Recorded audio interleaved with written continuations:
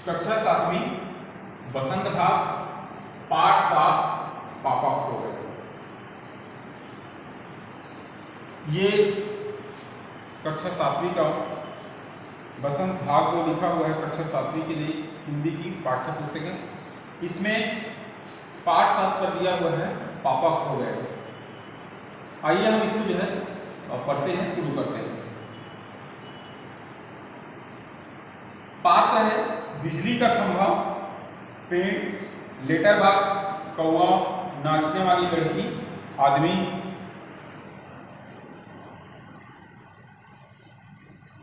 ये बिजली का खंभा,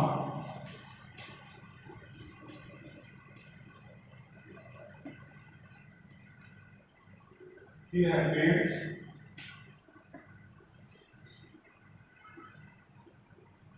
लेटर बॉक्स,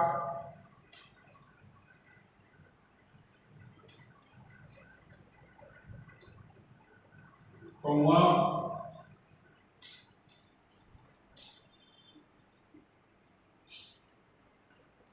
नाचने वाली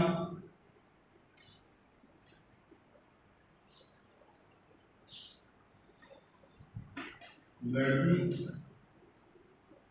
और आदमी।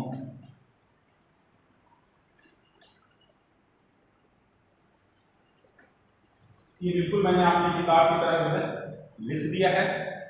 देखते हैं कि पापा खो गए। इस पाठ में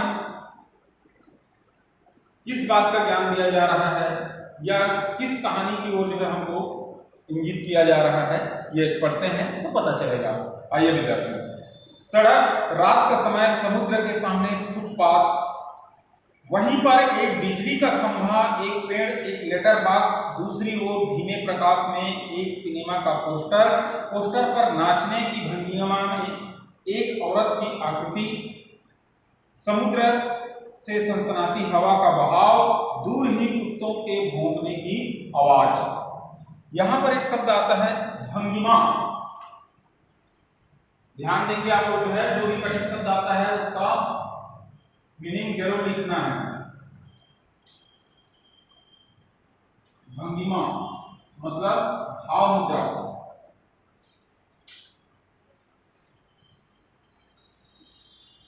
नृत्य की विभिन्न मुद्राएं होती हैं। मुद्राओं में जो है सिनेमा का जो है पोस्टर लगा हुआ है, उसमें जो है जो नायिका है या नृत्य करने वाली है उसका जो है चित्र लगा हुआ है। खंभा, पहले देखिए, खंभा, पेड़, ये सब आपस में बात करते हैं, कैसे एक दूसरे से परिचर्चा करते हैं वो हम देखते हैं। खंभा पहले बोल रहे हैं जम्हाई रोकते हुए, राम राम राम राम, रात हो गई है।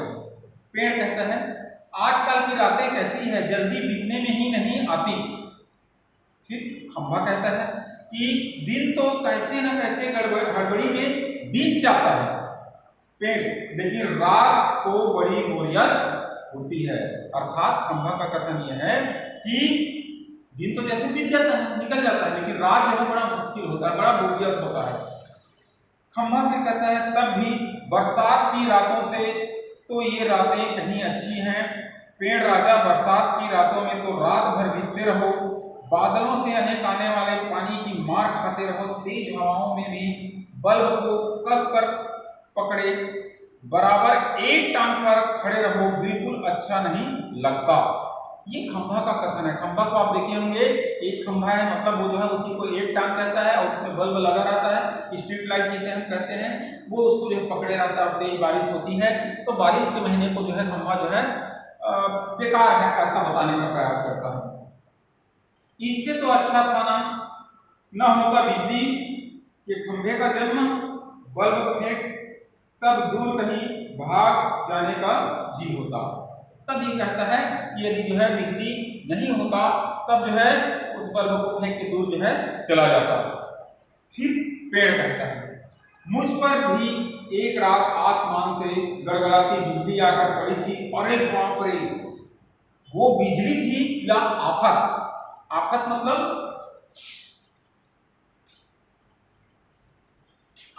होता है परेशानी।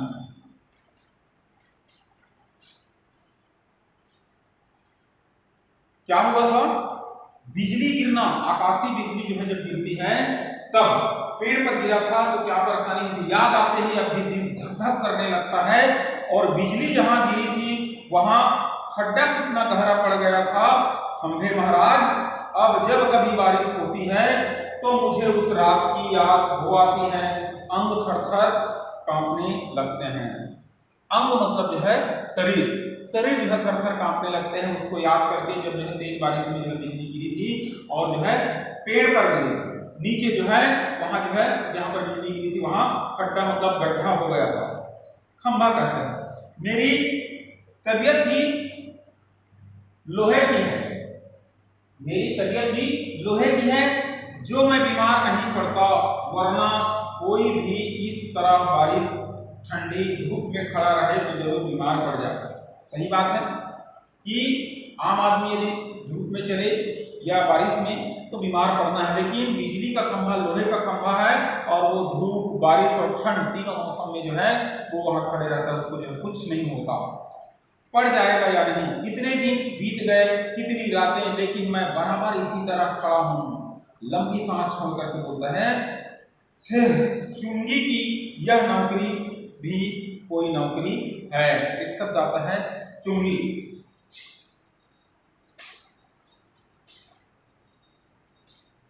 ये जिसे आप जाते हैं बैरियर होता है, टैक्स वगैरह जहां भरते हैं, टोल टैक्स वगैरह लगता है या रास्ते में जो है परिवहन टैक्स लगता है, वो स्थान जो है चुंगी कहलाता है। अर्थात चुंगी मतलब टैक्स या कर, ऐसा कह सकते हैं।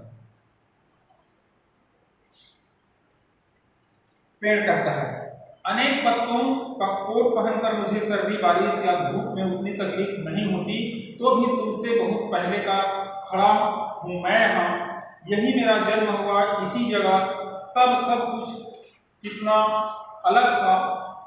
यहाँ वहां के वे सब ऊंचे ऊंचे घर नहीं थे तब, यह सड़क भी नहीं थी, वह सिनेमा का बड़ा पोस्टर और उसमें नाचने वाली औरत भी तब नहीं थी, सिर्फ सामने का यह समुद्र था। बहुत अकेलापन महसूस होता था।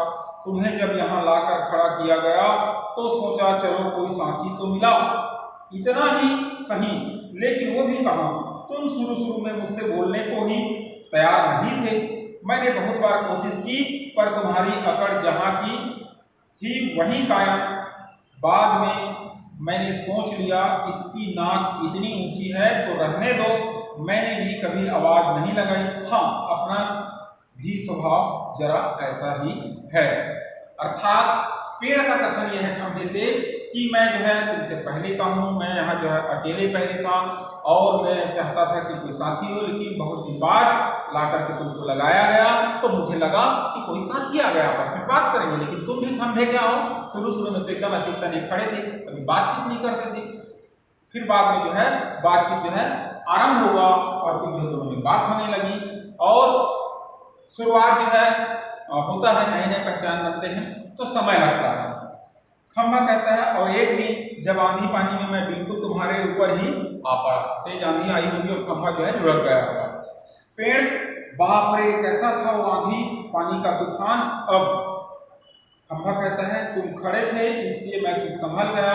हाँ, तुमने मुझे ऊपर झेल लिया, वह बहुत अच्छा हुआ, चाहे तुम खुद काफी जख्मी हो गए। बाद में मेरा गरूर झड़ गया और अपनी दोस्ती हो गई। गरूर, गरूर का मतलब होता है घमंड। जो घमंड का भाव था वह जो है समाप्त हो गया। कब हुआ? जब एक दिन जो है तेज आंधी तूफान आया और खंभा जो है लुढ़क गया, तो उसको कौन संभाला? पेड़ पे जाकर के टिक गया। फिर उस दिन से दोनों में मित्रता हो गई होगी, क्योंकि पेड़ यदि नहीं होता तो खंभा जो है नीचे धरती पर लेटा होता। पेड़ कहते हैं हवा आज भी बहुत है। फिर उसके बाद क्या होता है? दोनों चुप हवा की आवाज सुनते हैं, कुत्ते का भौंकना, पोस्टर पर बनी नाचने वाली औरत टेढ़ी हो जाती है, उसके घुंघरू बजते हैं, वह फिर पहले की तरह स्थिर हो जाती है। लेटर बॉक्स किसी दोहे का एक चरण गुनगुनाता है और रुक जाता है।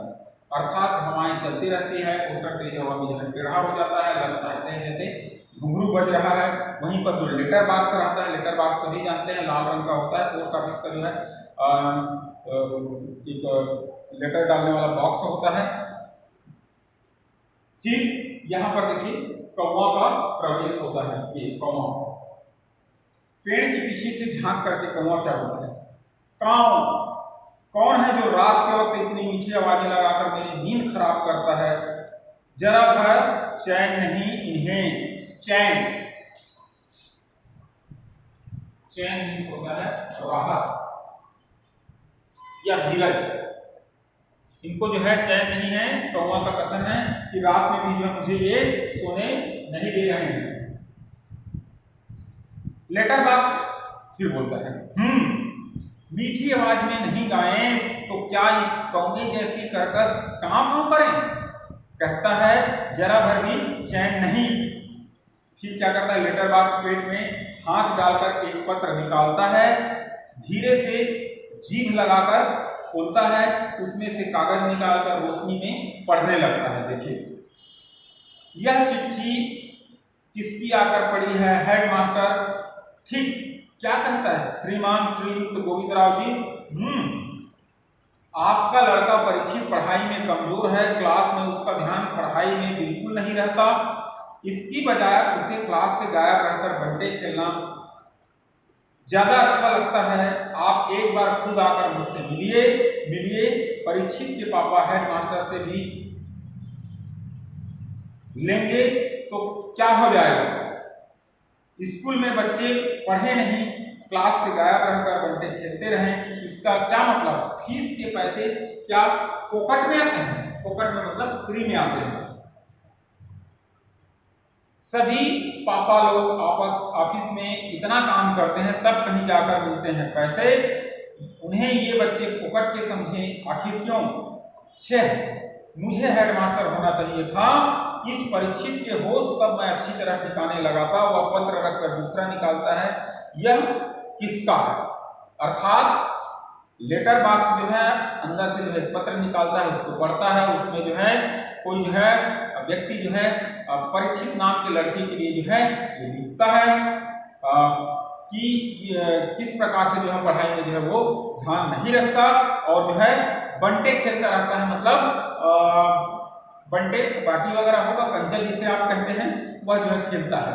और लेटर बॉक्स ये भी बताता है कि पैसे जो है फीस के पैसे, स्कूल की जो फीस भरना होता है पढ़ने के लिए, ट्यूशन फीस वगैरह, वह जो है या स्कूल जो भी फीस है स्कूल की जो है वो भरने के लिए जो पैसे साधारण नहीं आते। इसके लिए जो बहुत मेहनत करना पड़ता है, ऑफिस में काम करना पड़ता है, तब वो पैसे आते हैं। और ये बच्चे जो है उसका सदुपयोग नहीं करते और बंटे खेलते हैं। ये बोलने का मतलब। तो खंभा जो है उससे वार्तालाप करता है। देखिए खंभा क्या बोलता है, क्यों लालताऊ आज किस किस के पत्र चोरी चोरी पढ़ते रहे। लेटर बॉक्स को आश्चर्य होता है, अरे ये कैसे सुने। आश्चर्य से, चोरी चोरी, चोरी किस लिए, सभी चिट्ठियां मेरे ही तो कब्जे में होती हैं, अच्छी तरह रोज रोज पढ़ता हूँ, ये सब मेरे कब्जे में है, इसलिए जो इनको जो है रोज रोज पढ़ता हूँ। पेड़ की तरह कब्जे में होने का मतलब यह तो नहीं लालताऊ कि लोगों की चिट्ठियां फाड़ फाड़ कर पढ़ते रहो, पोस्ट मास्टर को पता चल गया तो। लालताऊ यहाँ लेटर बॉक्स के लिए जो प्रयोग होता है। पेड़ जो है लेटर बॉक्स को लालताऊ करके जो करता है कि रोज तुम पढ़ते हैं और जब पोस्ट मास्टर को पता चल गया तब क्या होगा। लेटर बॉक्स बोलता है, चलता है पता तो चल जाने दो, मेरी तरह यहाँ रात दिन बैठकर दिखाएं तब पता चले। परसों का पोस्टमैन मेरे पेट में से चिट्ठियां निकाल रहा था और मुझे इतनी लंबी जम्हाई आई कि रोके नहीं रुकी जम्हाई लेता है। वह देखता ही रह गया, चिट्ठियों का बंडल बनाकर जल्दी जल्दी चलता बना हुआ।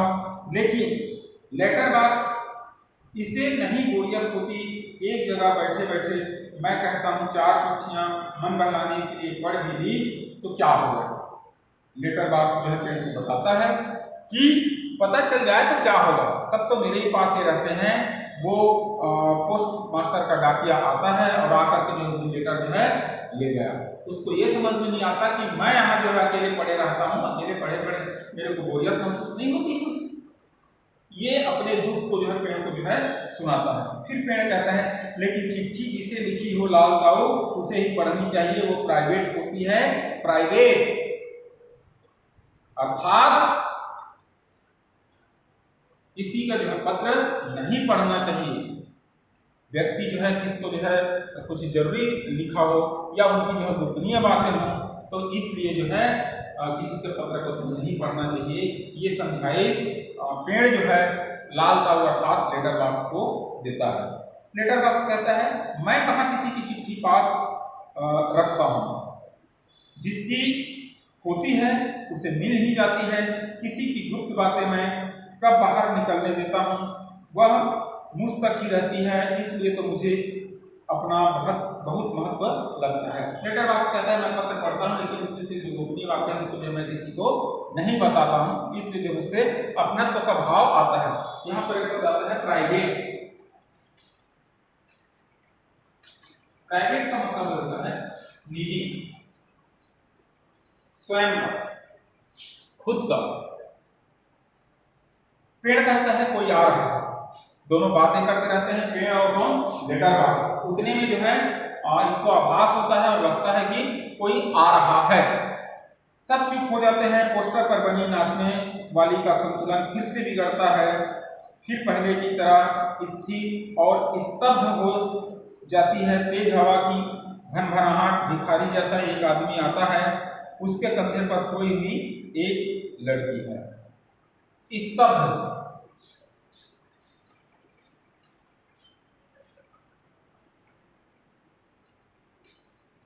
शांत।